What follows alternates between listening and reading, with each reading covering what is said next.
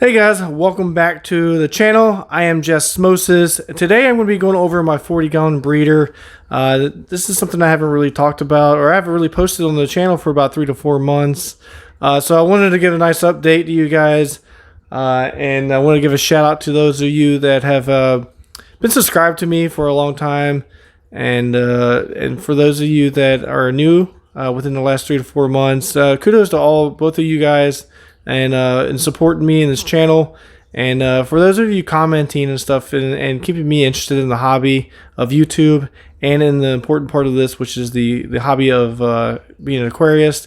I enjoy it a lot. It's something that's a big part of me, and it's just fascinating to watch and get involved with. And so huge kudos to you guys. Just want to give you guys a shout out now that that's over. And if you're new, hit the subscription button, that like button, or leave a comment down below if you enjoyed the video.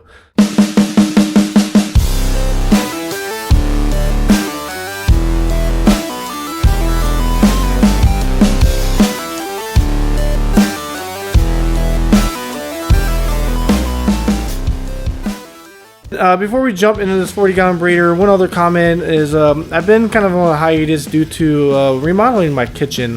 It's been a huge project that I've been undertaking for the last about month and a half, so about 6 weeks. And I did it all myself, so all the labor and stuff, all that stuff was me. All the electrical. There's a couple things I still have to do with some of the windows and stuff like that.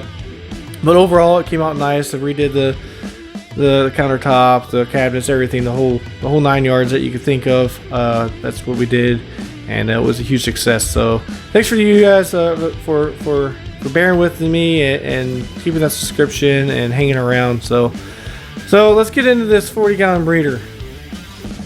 So there's been some things that have changed on it that it's actually pretty good. So even though I feel like the tank is actually in better shape than it was about 3 months ago. If you guys have been on the channel and been subscribed to me for a while, you guys remember that I had a ton of hair algae all over the place. And if you look at it right now, there's like none. I don't see any at all. It's pretty clean. So I think this is a contributing factor to my mollies and my diamond goby. They've been huge on helping keep that algae under control. Diamond goby is always churning that sand, and the mollies are always picking at the rock work, so that really made a huge difference. I even think the coral beauty did some contributing factors to eating some of that algae, so that was huge. So all my fish are doing fantastic. I have lost one of my clownfish. I'm not quite sure why. I think it was just one of those things, you know. Sometimes fish die, but he's doing fantastic. He is trying to kill this torch. So with all the fish are good. This firefish is probably one of my favorites due to him. You know, usually firefish are called dartfish for a reason, right? They like to hide. They're very skittish. But this guy is a different. I don't know if he had. I don't know. He's just got some bear in him or what. But he is a brave little firefish. He stays out constantly, so it's huge. I really enjoy him. So Coral Beauty's doing really well over the transfer from the 29-gallon to the 40-gallon. As I said earlier, he's just loving the algae, swimming around, looking beautiful as ever, doing a great job living and coexisting with all the other fish. The green chromis are doing fantastic. I don't think I'm ever going to have issues with them, knock on wood. But I didn't realize how big these fish were till about a few months ago. I went into a pet store and they had some green chromis in there, and they were just absolutely tiny. They were probably the size of their back fin. Like, they were tiny. So it was just amazing to see how much of the growth that these guys have had in my tank. And I didn't realize it until I saw some old ones, some young green chromis. So that was pretty cool to see as well. So yeah, my ugly mollies are doing fantastic as well. As I said, they're eating algae. So fish are doing great. Done with the fish. So let's move on to some inverts. My fire shrimp is doing fantastic. I have about 4 or 5 shrimp. I have three cleaner shrimp. You see one back here. Got the fire shrimp, and I have a peppermint shrimp somewhere. He's not showing face right now, but he's in here. I got the hermit crabs. I still got some of those left over. They're still doing pretty good, fighting all the time. I feel like if you get too many hermit crabs, they do nothing but fight. So there's got to be that nice even balance of just hermits chilling. So they're doing good. My snails are doing good. My sea urchin is hanging here. You see him, cushion. He's doing a great job. I have the other somewhere, but he's not showing face either. Anyways, they're doing good. All my inverts are doing pretty good. I'm I'm really happy with the way this tank's coming out. Like I said, the algae is no longer an issue. And all right, so let's go into the coral. The big factor here is why I have a reef tank. It's because of coral, and this is part of the thing that I've really struggled with. And I think I'm going to contribute it to. I've been having some temperature problems. I've had since I put the diamond goby in, he's really pulled up, and you see some of the debris now. He's really caused a lot of debris issues for me, and it's clogged my filters a lot in my sump. So I think I'm going to have to end up replacing and not having a DIY sump anymore. I'm going to have a more legit sump that can actually handle what he does. Unless you guys have some suggestions on how to deal with the diamond goby that's right there in the back there. That'd be cool. I have a new pump. I think I actually talked about that in the past. So this pump is doing fantastic. I love it. This is the best pump I've ever had, and it's just doing a great job for me. I'll just leave a description down below if you guys are interested in the kind of pump I have.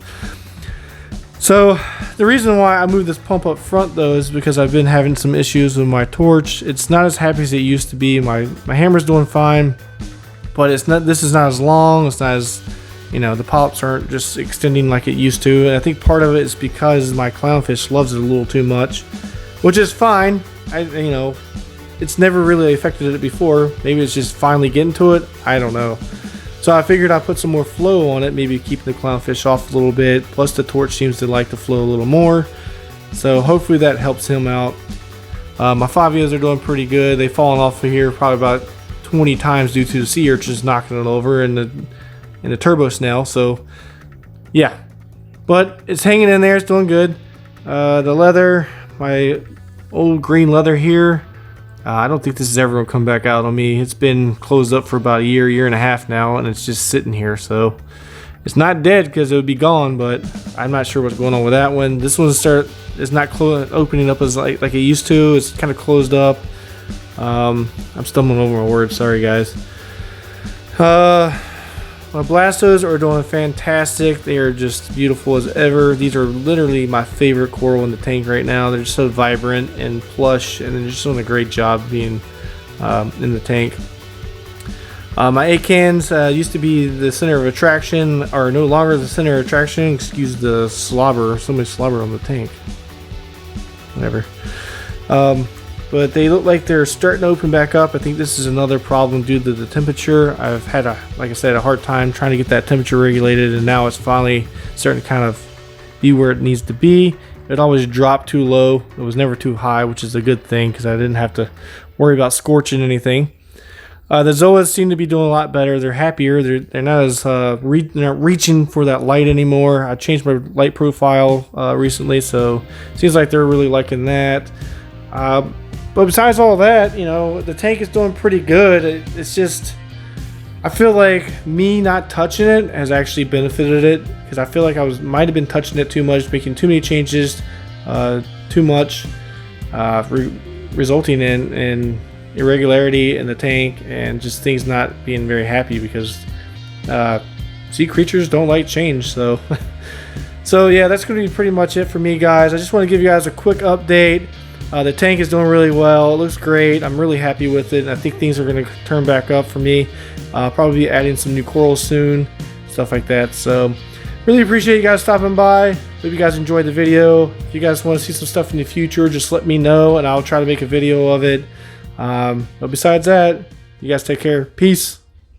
Alright guys, so I'm Jessmosis. Feel free to click on my stupid face, give me that subscribe, and if you want to see what I'm doing when I'm not on YouTube, feel free to check out my Instagram. So I'm always posting on there, And if you want to see any other videos, if this is your first video you've seen of mine, feel free to click on any of these two that you see on the end screen.